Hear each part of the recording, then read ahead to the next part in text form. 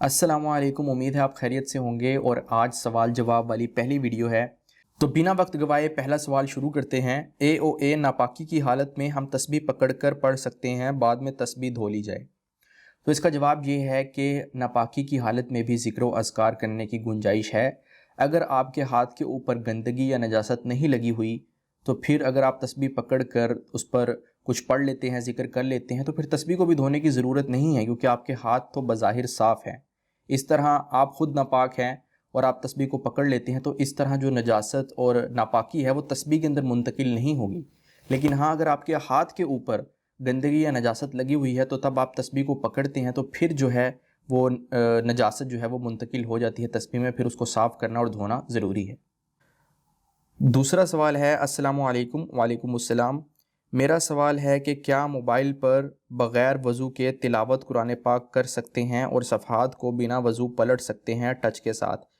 जी हाँ, आप बग़ैर वज़ू के भी मोबाइल के ऊपर जो एंड्रॉयड हो उसके अंदर कोई एप्लीकेशन हो या आईफ़ोन पर आप कुरान पाक पढ़ सकते हैं और सफ़हात को भी आप उलट सकते हैं टच के साथ। लेकिन बेहतर ये है कि वज़ू करके पढ़ा जाए कुरान पाक को, चाहे जहाँ भी पढ़ा जाए। अगर आपने वैसे भी ज़ुबानी भी पढ़ना है, कोई हाफिज़ भी हो उसने भी ज़ुबानी पढ़ना है, तो बेहतर यही होता है कि उसको वज़ू करके पढ़ा जाए। इसी तरह जब आपने मोबाइल पे पढ़ना है तो बेहतर तरीका तो यही है कि वज़ू करके पढ़ा जाए। लेकिन फिर भी अगर आपका वज़ू नहीं है तो आप फिर भी खोल कर पढ़ सकते हैं और सफ़हात को भी पलट सकते हैं।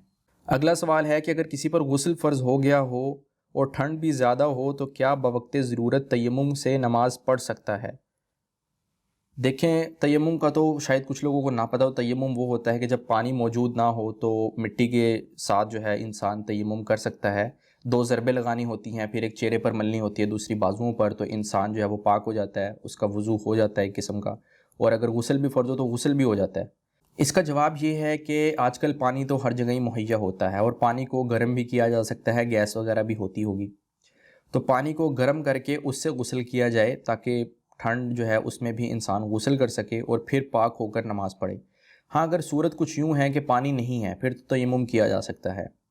और अगर पानी तो है लेकिन उसको गर्म करने के असबाब मौजूद नहीं हैं और आपको ये अंदेशा है कि मुझे एक बीमारी लगी हुई है, अगर मैं गुस्ल करूँगा ठंडे पानी के साथ तो मेरी वो बीमारी बढ़ सकती है, मज़ीद बढ़ जाएगी, मेरी तबीयत और ख़राब हो जाएगी, तो उस सूरत के अंदर तयम्मुम किया जा सकता है। लेकिन ऐसे नहीं तयम्मुम किया जा सकता कि सर्दी बहुत है जी, ठंडा पानी है जी, मैं तयम्मुम कर लेता हूँ, गुस्ल नहीं मैंने करना। ऐसा नहीं होगा, आपको गुस्ल ही करना पड़ेगा।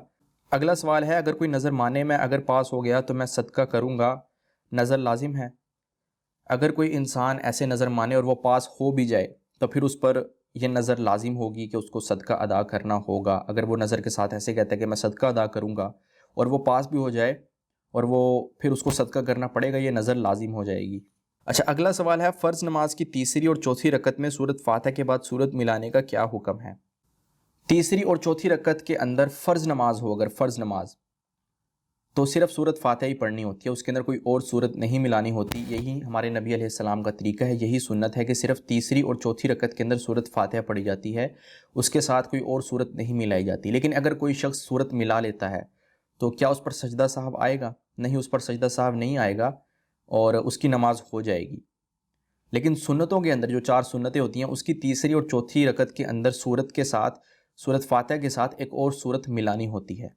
तो आज की वीडियो में इतना ही, बस 5 सवाल आए थे जिनके मैंने जवाब देने थे।